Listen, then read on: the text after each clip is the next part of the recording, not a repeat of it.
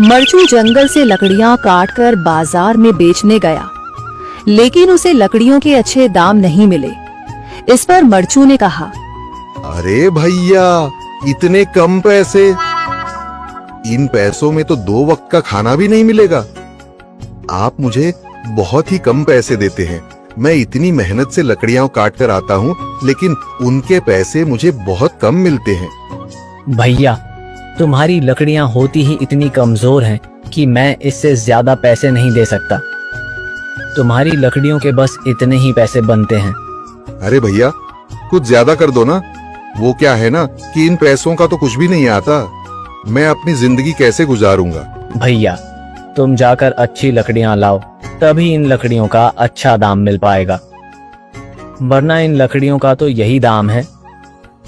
ये सुनकर मरचू बहुत ज्यादा परेशान हो गया और पैसे लेकर किराने की दुकान से सामान खरीदकर घर आ गया। घर पहुंचते ही मरचू की पत्नी सीता ने कहा, अरे जी, सामान ले आए आप? हाँ जी, सामान ले आया हूँ। सीता के चेहरे पर खुशी छा जाती है, लेकिन जब उसने सामान देखा, जी, इसमें तो बहुत थोड़ा सामान है।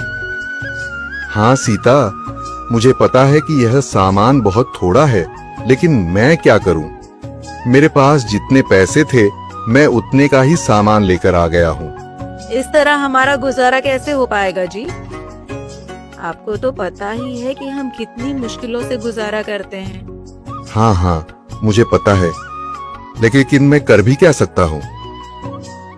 मेरे पास इतने पैसे ही नहीं कि हम एक अच्छी जिंदगी गुजार सकें। इतनी मेहनत कर रहा हूँ, लेकिन फिर भी मेहनत का फल नहीं मिल रहा। इतनी मेहनत से अच्छी लकड़ी काट कर आता हूँ, लेकिन मुनासिब दाम नहीं मिलता। मैं तो बहुत परेशान हूँ।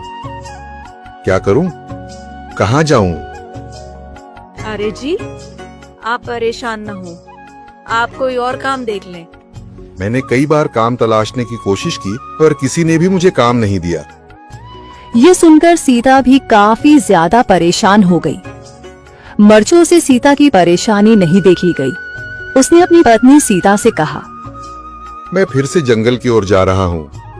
अरे जी, अभी मत जाइए ना, वैसे भी शाम हो रही है। आप कल चले जाइएगा, अभी मत जाइए। ठीक है, अगर तुम रोक रही हो तो मैं नहीं जाता। मैं कल चला जाऊंगा। इसके बाद मरचू गांव में घूमने के लिए चला गया। तभी उसे एक आदमी मिला और उसने कहा, कहाँ जा रहे हो भैया? और सुनाओ, क्या हाल चाल है? जिंदगी कैसे गुजर रही है? अरे भैया, तुम्हें तो पता है कि लकड़ियां काटकर कैसे गुजारा होता है। हाँ भैया, तुम सही कह रहे हो। और आसपास के जंगलों में अच्छी लकड़ियां भी नहीं है। इसके लिए तो जंगल के अंदर जाना पड़ेगा। पर जंगल के अंदर तो काफी सारे जंगली जानवर होंगे। मुझे बहुत डर लगता है भैया, मैं जंगल में कैसे जाऊंगा? हाँ भैया, जंगली जानवर तो होंगे, लेकिन अच्छी लकड़ियां तो वहीं से ही मिलेंगी।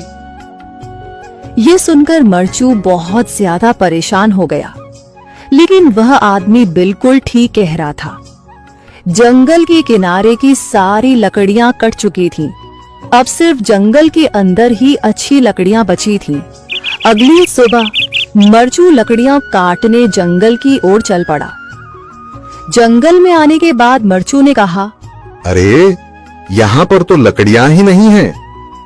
वो आदमी सही कह रहा था, लकड़ियों के लिए तो जंगल के अंदर ही जाना पड़ेगा। और जंगल के अंदर जाना क्या सही रहेगा? मुझे तो बहुत डर लग रहा है, क्योंकि वहां पर तो काफी सारे जंगली जानवर होंगे जो खतरनाक होंगे। अगर आज मैं जंगल के अंदर नहीं गया तो मैं आज घर पैसे लेकर नहीं जा सकूंगा, और फिर जब पैसे नहीं होंगे तो गुजारा कैसे होगा?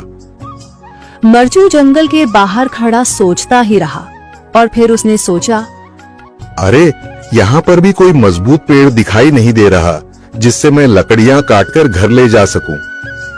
लगता है और अंदर जाना पड़ेगा। यही सोचकर मरचू जंगल के अंदर चला गया।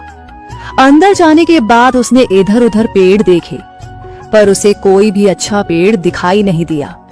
यह सोचकर मरचू जंगल के और अंदर चला आया।